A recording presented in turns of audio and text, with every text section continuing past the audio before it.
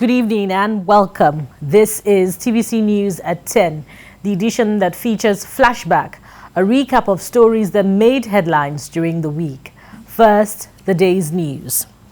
President Muhammadu Buhari has called on West African leaders to apply more pressure on the military leadership in Mali to ensure a smooth transition process in the country. President Buhari made the call at the 59th Ordinary Session of the Authority of Heads of State and Government of ECOWAS holding in Accra, Ghana. Mali was suspended at the extraordinary session held in Accra in May over the military takeover of government in the country. In a statement by the president's spokesman, Garba Shehu, he said, quote, "We're expected to review a number of important reports dealing with various issues of concerns to our organization and people. Some of those decisions necessarily will have to do with evolving political and security situations in our sub-region, as well as evaluate the health of our organization," end quote. The president also appealed to the military leadership in Mali to understand the critical state of their country, which he described as being clearly under siege. Meanwhile, ECOWAS has been moved from 15 to a lean 7-member commission from March 2022.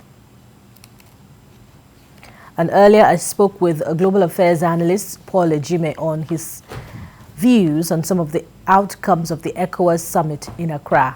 Here's his reaction. Because of the reality of the economic situation and the fact that they wanted to be more efficient and effective, they decided now to go back to even reduce it more into now having just 5 commissioners plus the president and the vice president.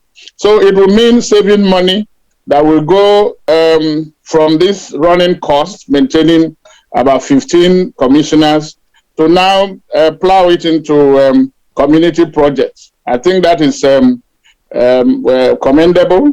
But the other thing that needs to be looked at is also the recruitment process, because ECOWAS has this system of rotation, having members maybe according to alphabetical order or whatever to come into the management situation.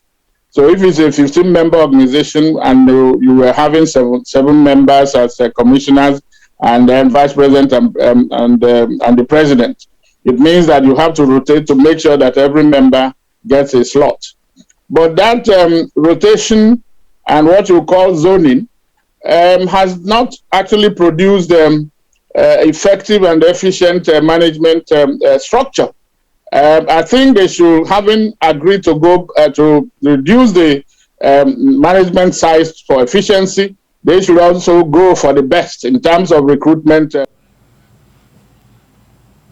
And on the issue of Mali, he pointed out that the commission is mounting pressure on the military government to return to democracy in 2022. Mali is a very difficult situation, challenge.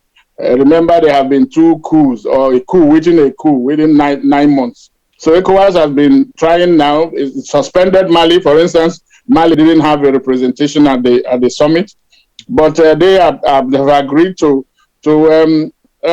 accompany Malians and Mali government, the transition government now, which ECOWAS had asked that it be led by civilian, but the military, from the last coup, they have actually taken up the presidency and then 4 key positions in the transition government.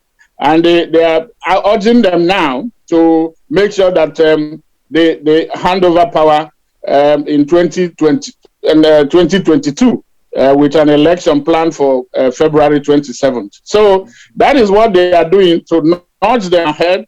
International pressure has also come from France and the US that have suspended military cooperation and support.